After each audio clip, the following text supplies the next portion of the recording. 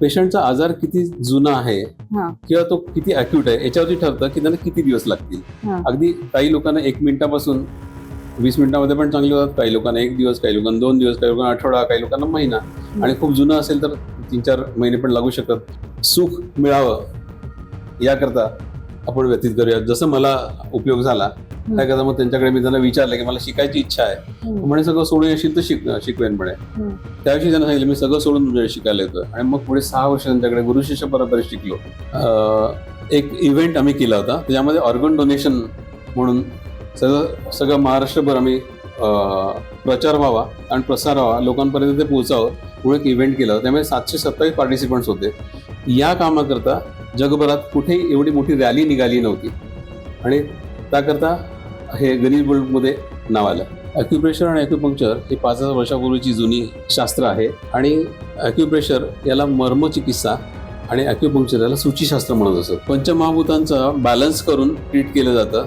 आपल्याकडे असं म्हणतात की पिंडी ते ब्रह्मांडी, म्हणजे जे विश्वामध्ये आहे तेच आपल्या शरीरामध्ये आहे. तर ते काय आहे तर एनर्जी.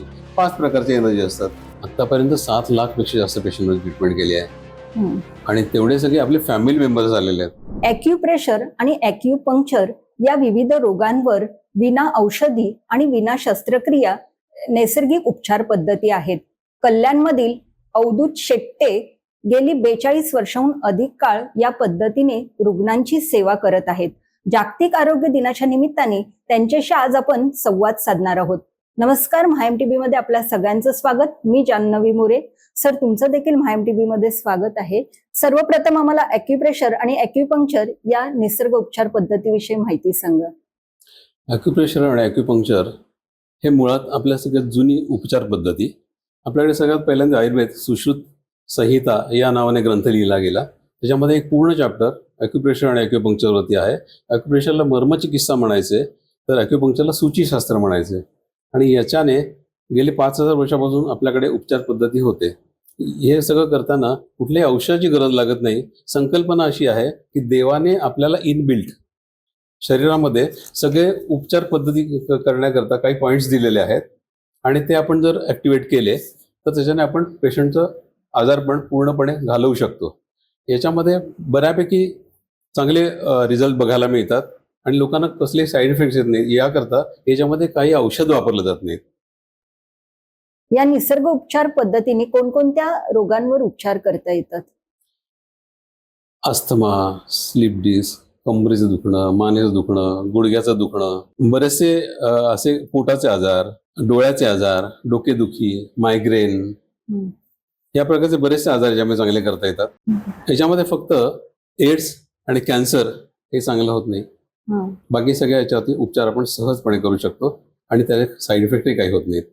कशी ही दीर्घकालीन उपचार पद्धती असते की कसं असतं त्याच्यामध्ये? पेशंटचा आजार किती जुना आहे किंवा तो किती अॅक्यूट आहे याच्यावरती ठरतं की त्यांना किती दिवस लागतील. अगदी काही लोकांना 1 मिनिटापासून 20 मिनिटामध्ये पण चांगले होतात, काही लोकांना 1 दिवस, काही लोकांना 2 दिवस, काही लोकांना आठवडा, काही लोकांना महिना, आणि खूप जुनं असेल तर 3-4 महिने पण लागू शकतात.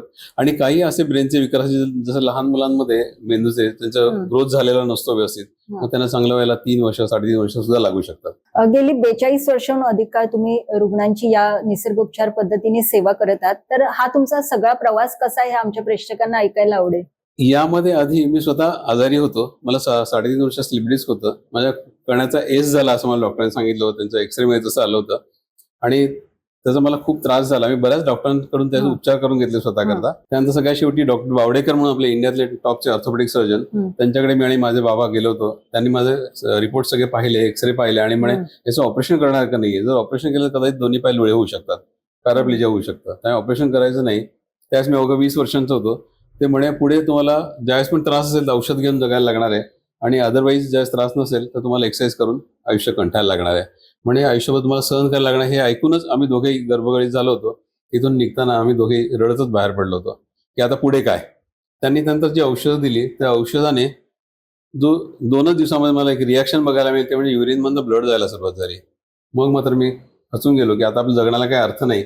आई वडिलांना ते बोज म्हणून जगायचं, आणि आयुष्यभर दुखणं सहन करायचं, मग जगायचंच कशा करता. म्हणून सुसाईड करायला रेल्वे खाली गेलो. आमच्या घरापासून 5 मिनिटाची रेल्वे, तिथे गेलो होतो. पण तिथे माझ्या मित्राच्या आईने मला वाचवलं आणि डॉक्टर देवरुखकर म्हणून डोंबिवलीला होते, त्यांच्याकडे त्या ट्रीटमेंटसाठी घेऊन गेल्या. आणि त्यांनी मला चेक केल्यानंतर म्हणे, अरे ह्याच्यासाठी कशासाठी जीव द्यायला पाहिजे, हे तर चांगलं होणार आहे. आणि ते उपचार सुरू झाले आणि 1.5-2 महिने त्याने मला पूर्ण चांगलं करून दिलं. आणि त्यानंतर मग ठरवलं की आपलं सगळं लाईफ आहे हे लोकांच्या उपचाराकरता, त्यांना सुख मिळावं याकरता आपण व्यतीत करूया. जसं मला उपयोग झाला त्याकरता मग त्यांच्याकडे मी त्यांना विचारलं की मला शिकायची इच्छा आहे, म्हणे सगळं सोडून येशील तर शिकवेन म्हणे. त्याविषयी त्यांना सांगितलं मी सगळं सोडून तुमच्याकडे शिकायला येतो. आणि मग पुढे 6 वर्ष त्यांच्याकडे गुरु शिष्य परंपरेत शिकलो आणि 91 साली आपलं क्लिनिक सुरू झालं. तिथपासून आतापर्यंत अव्याहतपणे आपली 2 क्लिनिक्स चालू होती, एक कल्याण ईस्टला आणि दुसरं कल्याण वेस्टला. कोविड पासून कल्याण ईस्टचं क्लिनिक आपण बंद केलं, वेस्टचं माझं क्लिनिक चालू आहे. तुम्ही जगभरातील 9 देशांमध्ये प्रवास केलेला आहे या निमित्ताने, तर तो सगळा अनुभव कसा होता?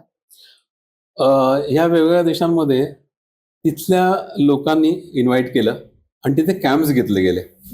आणि कॅम्पमध्ये 8-8 दिवसाचे किंवा 15-15 दिवसाचे किंवा आफ्रिकेमध्ये तर 3-3 महिन्याचे पण कॅम्प्स आपण केले आहेत. तिथे जुही चावलांचे सासरे मेहता हे फॅमिली तिकडे असते, इथलं मोठं एम्पायर आहे तिकडचं, तर त्यांच्या इथे कॅम्प्स होतात. सकाळी 7 ते रात्री 8 पर्यंत, सकाळी 7 ते रात्री 8 पर्यंत कॅम्प्स चालू असतात. आणि रोज दिवसाला 90 ते 100 पेशंट ट्रीट होतात तिथेही. कुठल्याही कॅम्पमध्ये 70 ते 75 पेशंट्स कधीच कमी नसतात. बरं, हीच बुक ऑफ वर्ल्ड रेकॉर्ड मध्ये तुमची जी नोंद झालेली आहे, तर त्या अनुभवाविषयी काय सांगाल? मी रोटरी मधून गेली 2012 पासून 14 वर्ष काम करतोय. तर 16-17 मध्ये एक इव्हेंट आम्ही केला होता, त्याच्यामध्ये ऑर्गन डोनेशन म्हणून सगळं महाराष्ट्रभर आम्ही प्रचार व्हावा आणि प्रसार व्हावा, लोकांपर्यंत ते पोहोचावं म्हणून एक इव्हेंट केला होता. त्यामुळे 727 पार्टिसिपंट्स होते. या कामाकरता जगभरात कुठेही एवढी मोठी रॅली निघाली नव्हती आणि त्याकरता हे गिनीज बुकमध्ये नाव आलं.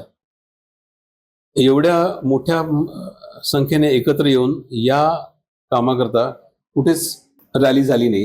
ही एवढी मोठी रॅली मुंबईतून सुरू झाली आणि पूर्ण महाराष्ट्रभर झाली आणि लोकांपर्यंत ती पोहोचवली गेली आणि त्यातनं खूप लोकांचा याचा उत्स्फूर्तपणे साथ मिळाली आणि म्हणून हे गिनीज बुकमध्ये नाव आलं.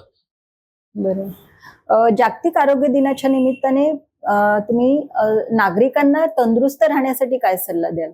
खूप सोपं आहे. आता आपण जे आहार विहार आहे ना, हा जर चांगला ठेवला, सकाळी लवकर उठा, 6 नंतर शक्यतो झोपून राहू नका, सूर्य उगवण्यापूर्वी तुम्ही चालणं सुरू करा, एक्सरसाइज चालू करा, प्राणायाम करा, अंघोळी करा, देवाचं नामस्मरण करा, नाश्ता करा आणि आपल्या कामाला सुरुवात करा.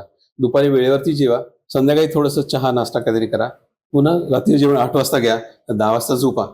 एवढं जर केलं तर रात्री 10 ते सकाळी 6 पर्यंत 8 तास प्रॉपर झोप होते. याच्यामध्ये शरीराला जी मुळात रिलॅक्स व्हायला पाहिजे ना, यापेक्षा चांगली रिलॅक्सेशन कशातच होत नाही. एवढं जर केलं तर मनुष्य आजारीच पडणार नाही. आजारी पडल्यानंतर डॉक्टरकडे जायची वेळच येणार नाही. ॲक्युप्रेशर आणि ॲक्युपंक्चर या नैसर्गिक उपचार पद्धतीविषयी आम्हाला माहिती द्या. ॲक्युप्रेशर आणि ॲक्युपंक्चर ही 5000 वर्षापूर्वीची जुनी शास्त्र आहे आणि ॲक्युप्रेशर याला मर्मचिकित्सा आणि ॲक्युपंक्चर याला सूचीशास्त्र म्हणत असत. याच्याने मर्मचिकित्सा ह्या बोटाच्या किंवा अंगठ्याच्या साहाय्याने प्रेशर देऊन किंवा हाताच्या प्रेशर देऊन ते पॉईंट्स ॲक्टिवेट केले जातात. तर ॲक्युपंक्चरमध्ये त्याच ठिकाणी ॲक्युपंक्चरच्या निडल्स वापरून उपशय दिला जातो. ॲक्युपंक्चरच्या छोट्या सुया असतात, अगदी 1/2 चून, 1 चून, 1.5 चून, 2 चून या टाईपच्या सुया असतात. छोट्या मुलांना बोटावरती सुजोग ॲक्युपंक्चर म्हणून केलं जातं, त्याच्या सुया लावल्या जातात. त्याच्याने पंचमहाभूतांचा बॅलन्स करून ट्रीट केलं जातं. आपल्याकडे असं म्हणतात की पिंडी ते ब्रह्मांडी, म्हणजे जे विश्वामध्ये आहे तेच आपल्या शरीरामध्ये आहे. तर ते काय आहे, तर एनर्जी. 5 प्रकारची एनर्जी असतात: वात, उष्णता, ह्युमिडिटी, ड्रायनेस आणि कोल्डनेस. या 5 एनर्जी समप्रमाणात असल्या तर आरोग्य चांगलं राहतं. यात थोडा पण काही बिघाड झाला तर आपल्याला आजार बघायला मिळतात. विश्वातही आपल्याला तसंच बघायला मिळतं. ज्यावेळेस खूप पाऊस पडतो, पूर येतो, त्यावेळेस नुकसान होतं. आपलं सगळं सामाजिक आयुष्य आहे ते लोकांचं, जसं आता वॉर चालू आहे याच्यामुळे लोकांमध्ये त्रास होतोय, तसं आपल्या शरीरामध्ये पण उलथापालथ होत असतात. उष्णतेमुळे हिटचे विकार येतात, तर ते सेट केले तर लवकर बरे होतात. थंडीमुळे येणारे आजार आहेत, गारव्यामुळे ते असतात, तर तिकडे जर त्याचा कोल्डनेस कमी केला तर त्यांचे आजार लवकर चांगले होतात. या टाईपने जर आपण ट्रीट केलं तर खूप चांगले उपशय बघायला मिळतात. काही आजारांकरता विशिष्ट पॉइंट्स असतात. ते पॉइंट्स जर ट्रीट केले तर खूप इझिली डिसीज चांगले करता येतात. याकरता औषधाची अजिबात गरज लागत नाही. बरं, आपण पाहिलं तर ही जी निसर्गोपचार पद्धती आहे त्याकडे लोक मोठ्या प्रमाणात वळताना दिसत आहेत का आता? आता लोक याकडे खूप चांगल्या प्रमाणात वळायला लागलेत, कारण लोकांना ते रिझल्ट कळायला लागले. आपल्याकडे अगदी 1 दिवसापासून तर 100 वर्षापर्यंतचे लोक येतात आणि सगळ्यांना चांगले उपशय झालेले बघायला मिळतात. आणि आता आपल्याकडे रोज आपण 60 ते 70 पेशंट ट्रीट करतोय. सगळे पेशंट हसत येतात आणि हसत जातात. काही पेशंट स्ट्रेचरवरती आणतात, व्हीलचेअरवरती आणतात, काही लोकांना उचलून आणतात आणि तिकडून जाताना चालत जातात. या निसर्ग उपचार पद्धतीमध्ये कोणकोणत्या स्तरातले नागरिक किंवा रुग्ण उपचार घेण्यासाठी येत असतात? अगदी गरिबांपासून श्रीमंतांपर्यंत सगळेजण येतात ट्रीटमेंटला. स्पिरिच्युअली मोठे जे गुरु, महागुरु, सद्गुरु हे पण ट्रीटमेंटला येतात. गरिबांकरता आपण फ्री ट्रीटमेंट करतो. बाकी सगळ्यांकरता नॉर्मल ट्रीटमेंट असते. जनरली सगळ्यांची फीज एकाच पद्धतीने घेतली जाते आणि ज्यांची ऐपतच नाही त्यांना फ्री ट्रीटमेंट होते. अच्छा, पण ही उपचार पद्धती खर्चिक आहे की कशी आहे? ही उपचार पद्धती खूप स्वस्त आहे, याकरता की एक तर त्याला चांगलं व्हायला कमी दिवस लागतात. इथे सगळ्यात पहिल्यांदा खर्च वाचतो. दुसरे आमचे चार्जेस एकदम कमी आहेत, लोकांना परवडण्यासारखे आहेत आणि लोकांना इझिली अवेलेबल करता पण येते ट्रीटमेंट. बरं, त्यांच्याकरता आणखीन एक सुविधा केली आहे. सकाळी 7 ते 10 आणि संध्याकाळी 5 ते 8 अशी ट्रीटमेंटची वेळ ठेवली आहे. जे ऑफिसला जाणारे लोक ऑफिसला जाण्यापूर्वी ट्रीटमेंट घेऊन जाऊ शकतात किंवा संध्याकाळी 7 नंतर ते येऊन ऑफिसमधनं इथे ट्रीटमेंट घेऊन जातात आणि लोकल लोकांना मधल्या वेळामध्ये ट्रीटमेंट आरामशीर मिळते. पण किती वेळ लागतो ही उपचार पद्धती? साधारण 20 मिनिटं ते अर्धा तास एका ट्रीटमेंटला लागतात. सर, तुम्ही आतापर्यंत किती रुग्णांवर उपचार केलेले आहेत? आतापर्यंत 7 लाखपेक्षा जास्त पेशंटवर ट्रीटमेंट केली आहे आणि तेवढे सगळे आपले फॅमिली मेंबर्स आलेले आहेत. त्यांचं आपल्याकडे येणं जाणं असतं की ते नवीन पेशंट घेऊन येतात म्हणून ते भेटतात. त्यांच्याकडे काही फंक्शन असेल तर आपण ते अटेंड करतो, की आपल्याकडे काय फंक्शन असेल तर आपल्याकडे येतात. एक फॅमिली सारखं तयार झालेलं आहे. पण हे फक्त कल्याणमधून येतात की विविध ठाणे जिल्ह्यातून? नाही, आपल्याकडे पूर्ण महाराष्ट्रातनं, पूर्ण भारतातनं, पूर्ण जगभरातनं, वेगवेगळ्या देशातनं, अमेरिकेपासून पेशंट इथे येतात. बरं सर, प्रेक्षकांना किंवा रुग्णांना इथे येण्यासाठी तुमचा प्रॉपर ऍड्रेस काय आहे तो सांगा जरा. संपदा हॉस्पिटल, मसोवा मैदान, बिर्ला कॉलेजच्या जवळ, कल्याण वेस्ट. आणि आपल्याकडे इथे पेशंटची राहण्याची व्यवस्था सुद्धा आहे. जे पेशंट चालू शकत नाहीत, की ज्यांना उचलून आणावं लागतं किंवा पॅरालिसिस झालेले पेशंट आहेत, त्यांना इथे आपल्याकडे राहण्याची व्यवस्था केलेली आहे. आपल्याकडे स्त्रियांकरता आणि पुरुषांकरता वेगवेगळे डिपार्टमेंट असल्यामुळे त्यांना सेपरेटली वेगवेगळ्या ट्रीटमेंट्स वेगवेगळ्या डिपार्टमेंटमध्ये केल्या जातात. 5000 वर्षापूर्वीचा इतिहास असलेल्या निसर्ग उपचार पद्धतीने निरोगी आयुष्य जगता येऊ शकतं, असंच त्यांनी या मुलाखतीमधून आपल्याला सांगितलेलं आहे. त्यासाठी फक्त आपली जीवनशैली थोडं बदलण्याची गरज आहे.